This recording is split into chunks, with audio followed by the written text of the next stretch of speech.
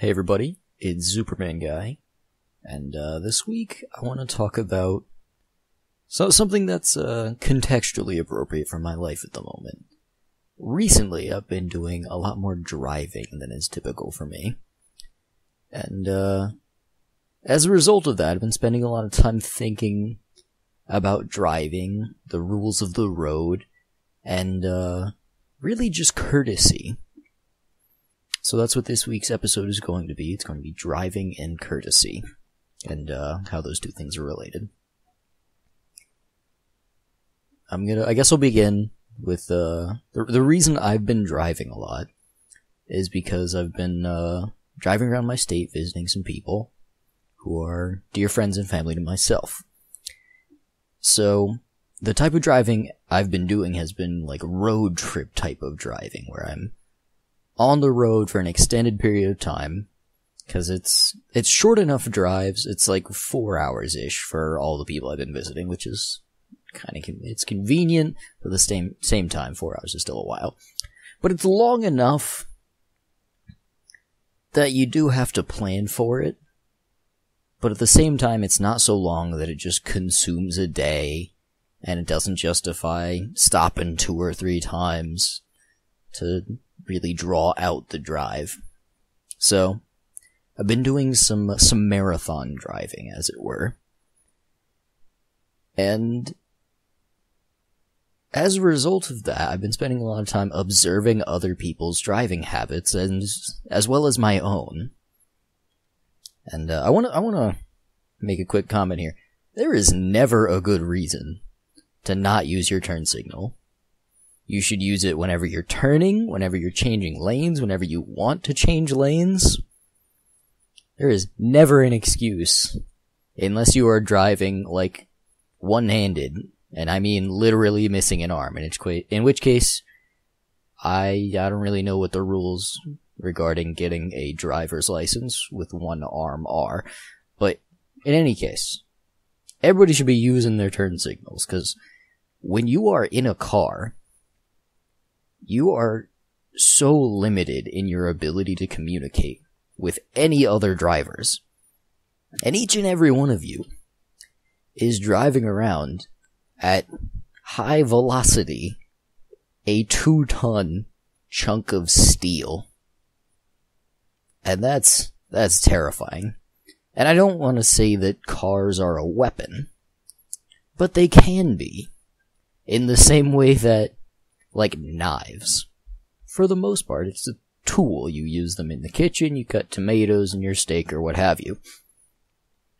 But at the moment where you decide you want to hurt a person with a knife, it's a weapon, and it's a pretty effective weapon. The same goes for really a lot of tools. And I think the same goes for cars as well. For the most part, driving is just a way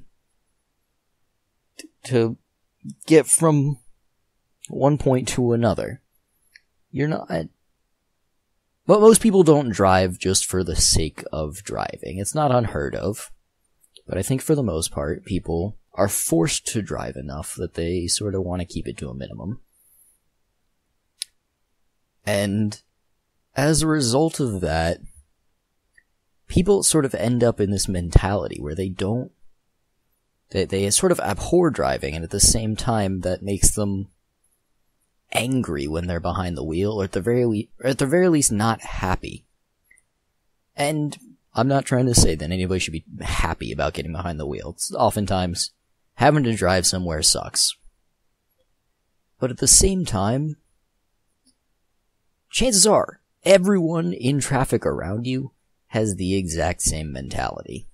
And that's reason enough to try to not make it worse on people. Because nobody really wants to be there. Like, I used to work in a grocery store, and it's a similar issue. Nobody wants to be there, but everybody sort of has to be. You can't just not get groceries. Not easily. And at the same time, you can't really just not drive a car. In America, stuff's kind of spread out. It's necessary lots of times, unless you, like, live in New York City, and that's just where you are. And if you ever want to go anywhere else, you take cabs, you take a cab to an airport, fly somewhere, rent a car. Or rent a car and go on a road trip. But for the most part, you need a car. So, what I've been noticing in my road tripping is that people, like most people, are okay behind the wheel. Most people are decent drivers, and at this point, I want to stress the difference between being a good driver and being a skilled driver. This is a lesson I'm regurgitating from my driver's ed years ago, but I think it's a good one, in that you're not a good driver just because you don't get into accidents.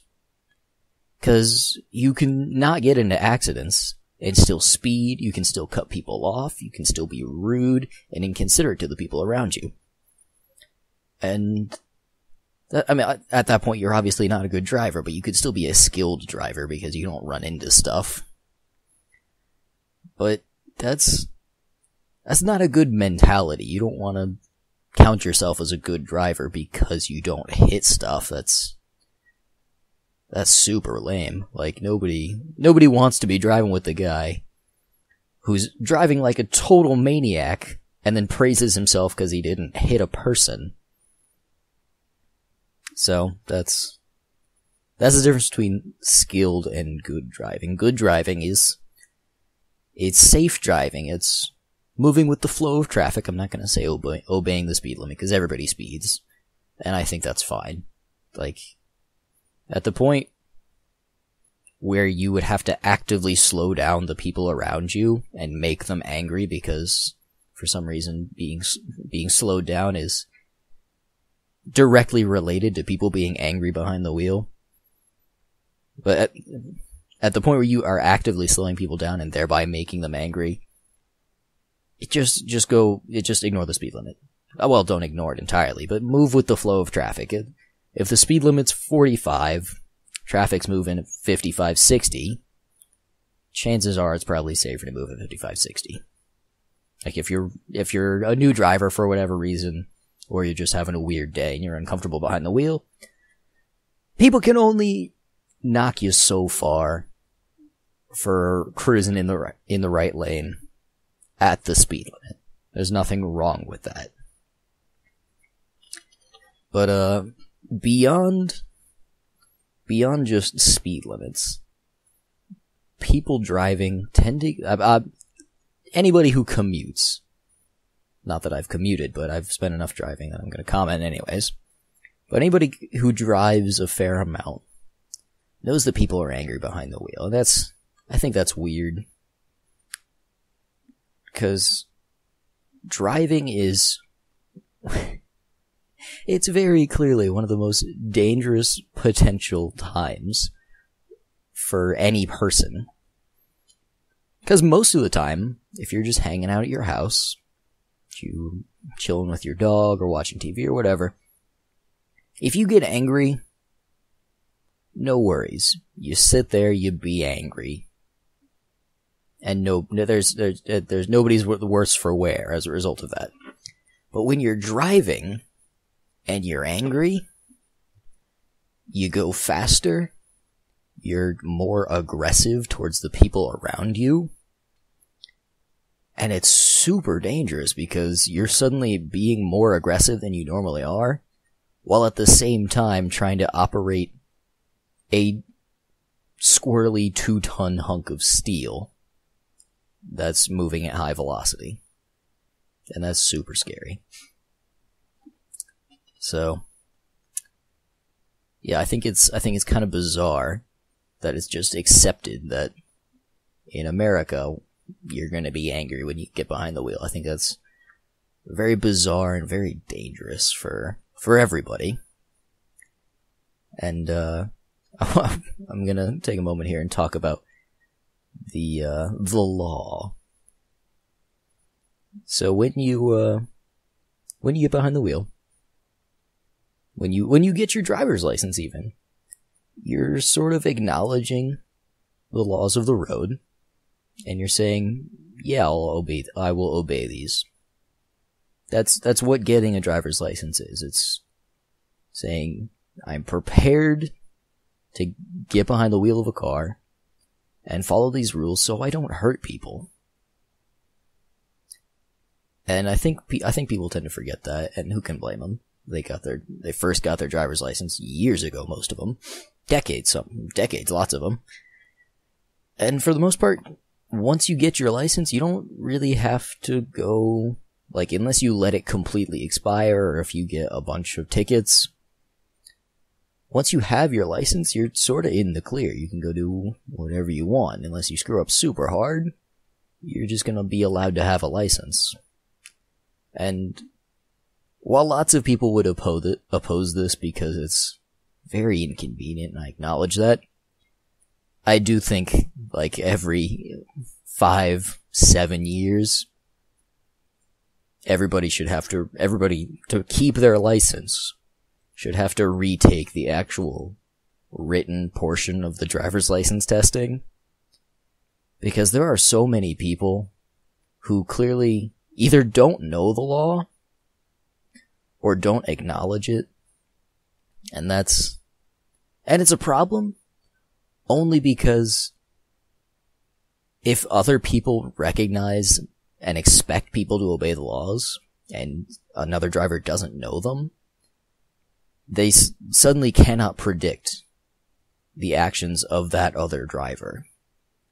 And that's just asking for trouble when everybody's moving at 60 miles an hour with a chunk of steel. Like, so that's cars. In the context of courtesy, I think when you're I think driving is one of the like greatest areas where people should just obey the golden rule. That's not the mathematical golden rule. No, that's the golden ratio. Whatever. Golden rule. Treat others as you would like to be treated. Driving is the greatest place where people ignore this and where people should not ignore it. Because when you're driving, if you treat people well, they won't die. Most of the time, the golden rule, if you apply it to everyday life, will just sort of make people like you more. But when you're driving, obeying the golden rule will actively save lives. And that's super special. And it's utterly insane to me that's when people when people are inconsiderate of other human beings. And I think it's a serious problem in the way people think about driving in America. Like, it was 2 days ago. I just got back home from a trip, but when I first took, or I guess it was more than 2 days ago. Regardless, when I first left for my most recent trip, my trip's sort of broken up into 2 stretches along major highways. And along the first stretch, I found myself actively noticing how polite other drivers were being. Everybody was using their turn signals. And when I say using their turn signals, they were using their turn signals to signal their turns, not just to say, hey, I'm turning now. This is actively occurring this second. Turn signals on. That's not how a turn signal is meant to be used. It's meant to inform other drivers that you're about to try to do something, that you are about to move in a direction. So when you use your turn signal, you should have it on from before you actually execute your maneuver until the maneuver is completely executed and you're done. And if you don't do that, you're being inconsiderate to the people around you. And because you're driving and being inconsiderate, you're endangering the people around you. But along the first leg of my journey, I found myself surprised at how kind and courteous other drivers were being. Maybe not kind, but certainly courteous. And as a result of that, I had a much more enjoyable driving experience. And it got me sort of thinking, about doing this podcast, just sort of about driving. And then, when I hit the second leg of my journey, people were crazy and aggressive, and there were all sorts of, like tractor trailers on the road. And I'm gonna talk in a moment about tractor trailers, because those are worth commenting on. It's a special thing. But when I hit the second leg of my journey, people were cutting each other off. They were going way over the speed limit and way faster than other people. Like, I don't know about most people, but when I'm driving, and I'm not a left lane cruiser. I like to think I'm a pretty safe driver. I float in the right lane, move at the speed of other cars. If I'm moving a little bit faster than somebody else, I'll swing into the left, pass them, and then swing back into the right. Because that's what you're supposed to do. It's actually against the law, I think. I might check on that later. Maybe not. Whatever. People expect other drivers to pass, if they are going to pass them in the left lane. So any driver who's weaving in and out of traffic, passing in both lanes, and just trying their very hardest to get as far ahead of whatever it is they think they're moving from as they possibly can. I don't know about other people, but when I see that, I immediately brand them as a bad person in my mind. And that's probably unfair. But that's what happens, because I see them being so inconsiderate and so dangerous, with so little regard for the people around them, that I immediately have to paint them in, they get painted in my mind as a bad person. And there are lots of people for whom this is a totally unrealistic and unfair judgment, but I can't help myself. Lots of people are very different behind the wheel than they are sitting down and having a conversation. But it's been said before, and I'll say it again. Who you are isn't who you are when you're sitting down having a conversation with another person. Who you are truly is who you are when nobody knows that it's you. When you have relative anonymity. And I think this sort of applies to driving. You're in a little box of anonymity, scooting around at high speeds. And I don't know, maybe that shows that people are just kind of angry at heart, and I think that's a bummer if that's true. But yeah, trucks now. So tractor trailers. Lots of people get frustrated when they get stuck behind a tractor trailer, or just when there are a lot of tractor trailers on the road. And as a result, they sort of they treat tractor trailer drivers kind of poorly on the road. And that sucks. 'Cause those people, they do that for a living. So, like, I've a close family friend was a tractor trailer driver for years. So I'm not just talking to my butt here. I've spoken to some humans. And, they do that for a living. So they're literally professional drivers. So they know what they're doing. And they also know what it's like to drive in a normal people car, where they're not lugging cargo. So they know that it's kind of sucky to get stuck behind a tractor trailer. And that's why tractor trailer drivers are very non-aggressive about letting people pass them.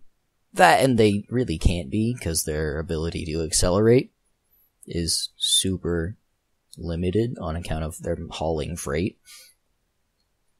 But they're totally fine with people passing them.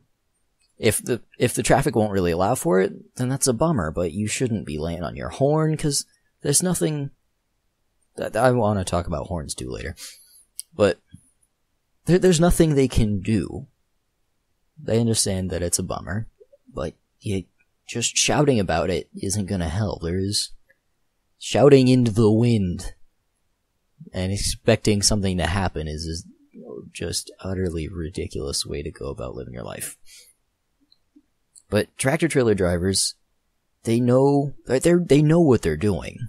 They're very good at it. So be courteous to them. And they will be courteous to you. I know I have been doing some road trip type things, and like, if you want to swing into the right lane and a tractor trailer is sort of in the way, throw in your blinker, the driver will notice. And if you're sort of wait for their go ahead before you get out in front of a tractor trailer, because lots of them have a blind spot literally right in front of their vehicle. So don't swing over right in front of a tractor trailer, because you might just be scooting into their blind spot, and nobody wants that. But they'll always flash their brights. Well, always is kind of bold, but they'll typically flash their brights because they have a very intimate relationship with the rules of the road, because it's their life. Side note. When I was going through driver's education at my high school, they had a really cool program where they had a tractor trailer driver come in, talk to the class about dealing with tractor trailers on the road. And I think lots of people were just being the high schoolers about it and be like, this is dumb, just let me drive. Which I guess is understandable, but I was paying attention because I was kind of a nerd.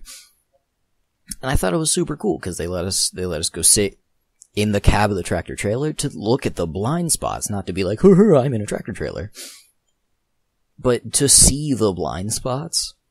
Like the driver parked his truck in a field, and like we had I guess the teachers, somebody had set up some, I can't even remember what they were, but some visual objects in various spots around the truck, so that when we students climbed into the cab of the tractor trailer, we could sit there, take a look around, look in all the mirrors, and understand a little bit more what it's like to be in that position. And it's kind of scary because your vision is super limited, not surprisingly. So, and quick note on the ability to accelerate. That goes for deceleration as well. So, for beyond there just being a blind spot literally right in front of a lot of tractor trailers, it's also really difficult for them to slow down rapidly.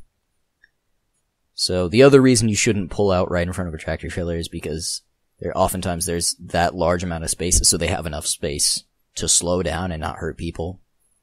So that's another reason to wait for their go-ahead before you're going to pull out in front of them.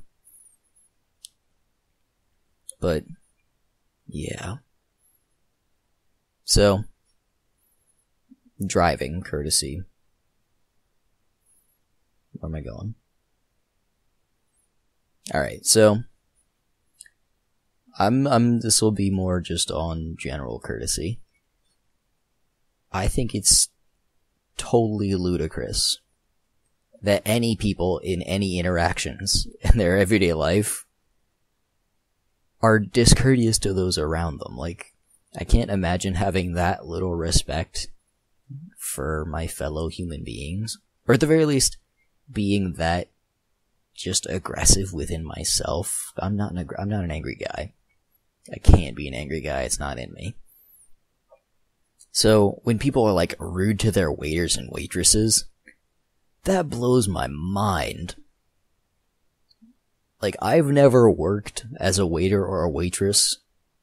I'm not much of a, hey, how's it going type person. I'm terrible at small talk. So I've never wanted to be a waiter or waitress. But I feel for them. Because when I worked at a grocery store, I dealt with all sorts of people. Some of whom were having, you dealt with people who were having a good day, having a bad day, and it happens, and that's understandable. But the point where you take that out on the people who are there literally to help you, their job, they are getting paid to give you what you want, and you're mean to them, that makes so little sense in my head. So,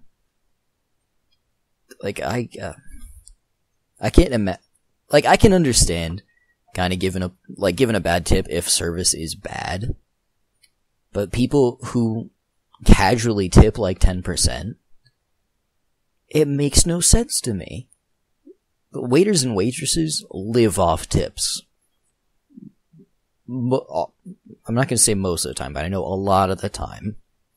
Waiters and waitresses make a minimum wage or just above minimum wage. And the majority of their salary actually comes from tips. And at the point where you tip poorly, you're screwing over these people that are just trying to do their job. And, there's actually, oh man, there's an article or a video floating around somewhere about why tipping is bad. Oh yeah, it's a college humor video. I'll post a link to it. Super interesting video about why tipping is bad, but it's the institution of the tip. I won't go into it.